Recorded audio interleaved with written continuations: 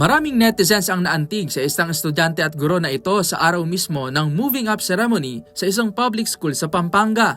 Sa kalagitnaan kasi ng pagsampa at paglalakad sa stage ng naturang estudyante kasama ang kanyang guardian ay bigla na lang itong yumakap sa isang guro. Kita sa video na hindi inasahan ng guro ang gesture na ito ng kanyang estudyante.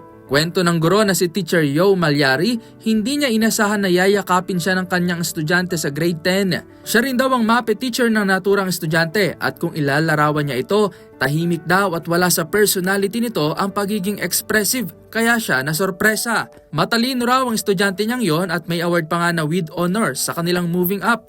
Dahil dito, maraming netizens ang tila kinurot ang puso dahil sa tagpong yan.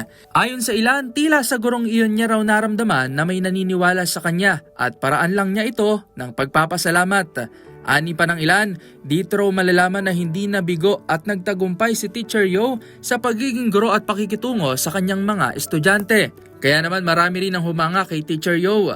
Isa rin sa nagkomento sa ipinost na viral video ng guro ay ang mismong mag-aaral na yumakap sa kanya at sinabi na kung gaano kabuti at amazing na guro ang kanyang advisor.